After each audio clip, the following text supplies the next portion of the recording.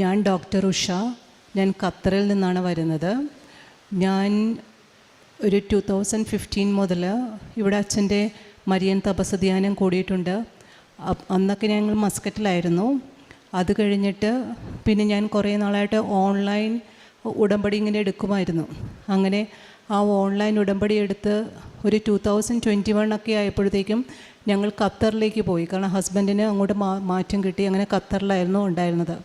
2022 ഞാൻ ഇതേപോലെ ഒരു ട്യൂസ്ഡേ അച്ഛൻ്റെ ഉടമ്പടി ധ്യാനം കൂടിക്കഴിഞ്ഞ് ഇങ്ങനെ ഇരിക്കുന്ന സമയത്ത് കൂടിക്കഴിഞ്ഞിട്ട് എൻ്റെ മോൾ ലിയാന് അന്നൊരു 3 വയസ്സേ ഉള്ളൂ. അപ്പോൾ അവൾക്ക് ഞാൻ ഫുഡ് കൊടുത്ത് കഴിഞ്ഞ് ഞാൻ ജസ്റ്റ് ഒന്ന് മൊബൈലിൽ നോക്കി കൊണ്ടിരിക്കുമ്പോഴത്തേക്കും ഇവൾ പോയി അവിടെ ഒരു ഡൈനിങ് ടേബിളിൽ ഒരു ഗ്ലാസ് ജാറുണ്ടായിരുന്നു. അപ്പം മോള് വെള്ളം എടുക്കാൻ വേണ്ടി അതെടുത്തതാണ്. പക്ഷെ അത് നിലത്തേക്ക് വീണ് പൊട്ടി ചെതറി. കൊച്ചത് കണ്ട് പേടിച്ച് ആ കുപ്പിച്ചില്ലിൻ്റെ പുറത്തുകൂടെ കയറി റൂമിലേക്ക് ഓടി. ഞാൻ നോക്കുമ്പോഴത്തേക്കും ഹോള് മുതൽ റൂം വരെയും മൊത്തം ഇങ്ങനെ ബ്ലഡാണ് കാണുന്നത്. അത് കഴിഞ്ഞ് ഞാൻ റൂമിൽ ചെന്ന് നോക്കുമ്പം മോളുടെ സെക്കൻഡ് ടോ ഇങ്ങനെ വിടാൻ പോകുന്നത് പോലെ ഇങ്ങനെ ഇരിക്കുകയാണ്, ഇങ്ങനെ തൂങ്ങിയിട്ടിരിക്കുകയാണ്. അത്രയും ഒരവസ്ഥയിലായിരുന്നു. ഞാനാണെങ്കിൽ അവിടെ ഖത്തറിൽ പുതിയതാണ്. എനിക്ക് എന്ത് ചെയ്യണമെന്നറിയില്ല. അതിനേക്കാളും കൂടുതലായിട്ട് എൻ്റെ ഹസ്ബൻഡിൻ്റെ കമ്പനിയിൽ നിന്നുള്ള മെഡിക്കൽ ഇൻഷുറൻസ് എനിക്കും ഹസ്ബൻഡിനും എൻ്റെ മൂത്ത 2 മക്കൾക്കുമാണ് ഉള്ളത്.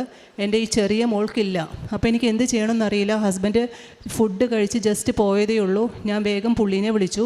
പുള്ളി പറഞ്ഞു, താൻ വേഗം തൊട്ടടുത്തുള്ള ഒരു ഫാമിലിയുണ്ട്, ഒരു മുസ്ലിം ഫാമിലിയാണ്, അവരെ പോയി വിളിക്കുക എന്ന് പറഞ്ഞു. പുള്ളിക്കാരി ഡ്രൈവ് ചെയ്യും. അപ്പം പുള്ളിക്കാരിനെ പോയി ഉടനെ ഞാൻ വിളിച്ചപ്പോഴത്തേക്കും പുള്ളിക്കാരുടെ ഹസ്ബൻഡും ഉണ്ടായിരുന്നു. പുള്ളി വേഗം ഓടി വന്നിട്ട് ഇങ്ങോട്ട് പറഞ്ഞു. അപ്പം എനിക്കൊന്നും അറിയില്ല. ഞങ്ങളവിടെ താമസിക്കുന്നതിൻ്റെ അടുത്ത് ഒരു ചെറിയ ഹോസ്പിറ്റലുണ്ട്, ഒരു അലീവിയ എന്ന് പറഞ്ഞിട്ടൊരു ഹോസ്പിറ്റലുണ്ട്. അങ്ങോട്ട് കൊണ്ടുപോകാം എന്നതാണ് ഞാൻ വിചാരിച്ചത്. ഉടനെ പുള്ളിക്കാരൻ ഓടി വന്നിട്ട് പറഞ്ഞു, അങ്ങനെ കൊണ്ടുപോകണ്ട, നമുക്ക് വേഗം ആംബുലൻസ് വിളിക്കാം എന്ന് പറഞ്ഞു. അപ്പം ഞാൻ ഓക്കെ എന്ന് പറഞ്ഞിട്ട് ആംബുലൻസ് വിളിച്ച് വിതിൻ ഒരു 5-10 മിനിറ്റ്സിനുള്ളിൽ ആംബുലൻസ് വന്നു. മോളെയും കൊണ്ട് അവിടുത്തെ ഏറ്റവും വലിയ ഹോസ്പിറ്റലായ ഒരു സിദ്ര ഹോസ്പിറ്റൽ, അത് അവിടുത്തെ കോമൺ പീപ്പിളിന് ഒട്ടും ആക്സസിബിൾ അല്ല. നമ്മൾ ആംബുലൻസിൽ ഇത്രയും എമർജൻസി ആയി ചെന്നതുകൊണ്ട് മാത്രമാണ് അത്രയും വലിയൊരു സിദ്ര ഹോസ്പിറ്റലിൽ നമുക്ക് കയറാൻ പറ്റിയത്. കാരണം ആ ഹോസ്പിറ്റലിൽ കൂടുതലും യൂറോപ്യൻസ് അങ്ങനെയുള്ളവരൊക്കെ മാത്രമേ ട്രീറ്റ്മെൻറ്റ് എടുക്കാറുള്ളൂ. അപ്പം അവിടെ ചെന്ന് അവർ നോക്കി. അങ്ങനെ മോളുടെ കാലിന് ഒരു 3 സർജറി നടന്നു. അത് കഴിഞ്ഞ് 1 മാസം സ്പ്ലിൻ്റ് ഇട്ട് വിട്ടു. അങ്ങനെ കുട്ടി 1 മാസത്തെ സ്പ്ലിൻ്റ് എല്ലാം കഴിഞ്ഞ് ഈ സ്പ്ലിൻ്റ് എടുത്ത് കഴിഞ്ഞ് നോക്കുമ്പോഴത്തേക്കും കൊച്ചിന് കാല് നിലത്ത് കുത്താൻ പറ്റുന്നില്ല, ഒട്ടും നടക്കാൻ പറ്റുന്നില്ല. അത് കഴിഞ്ഞ് ഞങ്ങളാണെങ്കിൽ ഇങ്ങോട്ട് തിരിച്ച് നാട്ടിലേക്ക് വരാൻ വേണ്ടി, വെക്കേഷന് വരാൻ വേണ്ടി ടിക്കറ്റും എടുത്തിരിക്കുകയാണ്. അപ്പം നോക്കാൻ നേരത്ത് എനിക്കാകെ വെപ്രാളമായി. കാരണം ഒട്ടും നടക്കാൻ പറ്റുന്നില്ല കുട്ടിക്ക്. ഞാനുടനെ മാതാവിനോട് പ്രാർത്ഥിച്ചു, എൻ്റെ മാതാവേ, തിരിച്ച് നാട്ടിലേക്ക് പോകുമ്പോഴത്തേക്കും കൊച്ചിന് നോർമലായിട്ട് നടന്നു പോകാൻ പറ്റണേന്ന്. പിന്നെ അവൾ നടക്കാൻ തുടങ്ങി. എങ്കിലും നടക്കുന്നത് തൊങ്കി നീട്ടി കാല് വെച്ചിട്ടാണ് നടക്കുന്നത്. അത് കാണുമ്പോൾ നമ്മുടെ ചങ്ക് തകർന്നു പോകും. അതേപോലെയാണ് കൊച്ചു നടന്നുകൊണ്ടിരുന്നത്. ഞാനിങ്ങനെ മാതാവിനോട് ഉള്ളിലേക്ക് പ്രാർത്ഥിച്ചു, എൻ്റെ മാതാവേ, എൻ്റെ കുഞ്ഞ് നടന്ന് നാട്ടിലേക്ക് വരണേന്ന് പ്രാർത്ഥിച്ചു.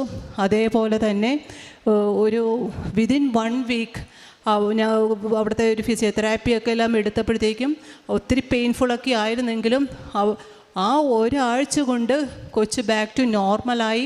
ഒട്ടും നടക്കാൻ പറ്റാണ്ടിരുന്ന കുട്ടി ഓടി എയർപോർട്ടിലെല്ലാം അത്രയും ദൂരെ ഓടി നടന്നാണ് നാട്ടിലേക്ക് വന്നത്.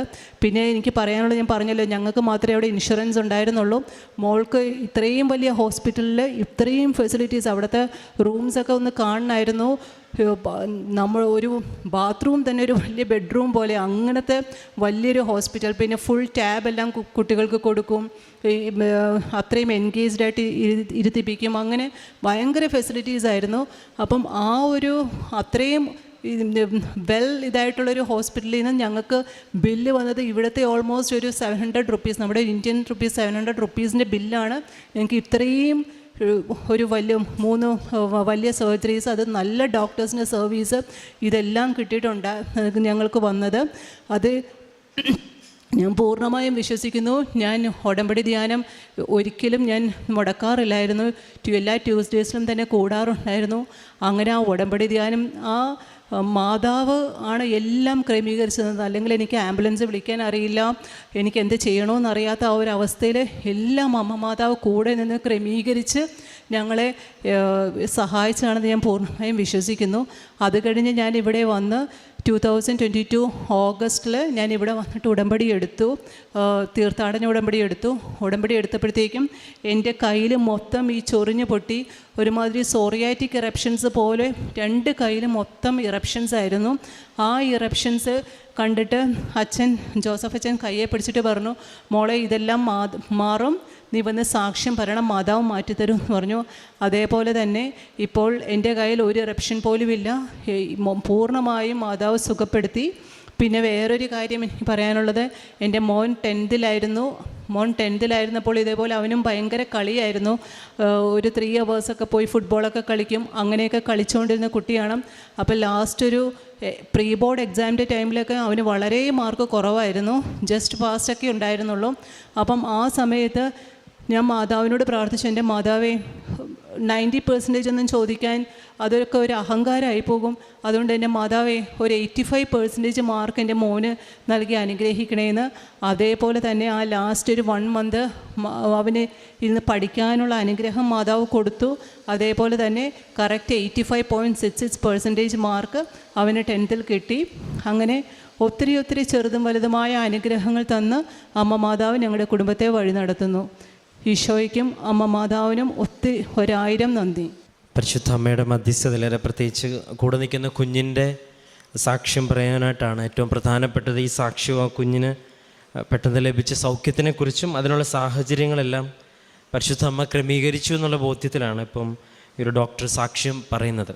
രണ്ടാമത്തെ ഉടമ്പടിയായിട്ടും ഈ ഇടവുമായിട്ടും നേരത്തെ തന്നെ ഒരു ബന്ധം ഉള്ളതുകൊണ്ട് തന്നെ പരിശുദ്ധ അമ്മയുടെ ഈ ഒരു വലിയൊരു സാന്നിധ്യത്തിനെക്കുറിച്ചുള്ള അവബോധമുണ്ട്. ഒപ്പം ഉടമ്പടി ആരാധനയെക്കുറിച്ചും ഒക്കെ വ്യക്തമായിട്ട് ഇവിടെ വന്ന് കൂടുകയൊക്കെ ചെയ്തിട്ടുള്ള ഒരാളും കൂടെയാണ്. അപ്പം അമ്മ മാതാവിൻ്റെ ഈ ഒരു ആലയവുമായിട്ട് ബന്ധപ്പെട്ട് ഒരുപാട് വർഷങ്ങളോടെ നിന്നവർ ഒരുപാട് പേരുടെ സാക്ഷ്യം പറയാൻ എത്തുമ്പം എല്ലാവരും പറയുന്നത് മാതാവിൻ്റെ ഒരു പ്രത്യേക സാന്നിധ്യം തിരികെ വിളിക്കുന്നതും അല്ലെങ്കിൽ ഉടമ്പടിയിലേക്ക് വീണ്ടും വരുവാനായിട്ട് അവരെ ക്ഷണിക്കുന്നതുമായിട്ട് ഒരുപാട് സാക്ഷ്യങ്ങൾ ആവർത്തിക്കപ്പെടുന്നുണ്ട്. കാരണം ഇവിടെ ഇപ്പം ഒരു ലൈറ്റ് ക്യാൻഡിൽ പ്രെയർ ഇട്ടാലും ഓൺലൈൻ ഉടമ്പടി പ്രാർത്ഥന ഇട്ടാലും ഒരു മാതാവിൻ്റെ ഒരു പ്രത്യേക ആകർഷണം ഈ ഒരു ഇടത്തുണ്ട് എന്നുള്ളത് സാക്ഷ്യങ്ങൾ പ്രാർത്ഥനയോടെ പരിശോധിക്കും വ്യക്തമാണ്. ചിലർ സാക്ഷ്യം പറയുമ്പം അവർ വെറുതെ പ്രാർത്ഥിക്കാനായിട്ട് ഇവിടെ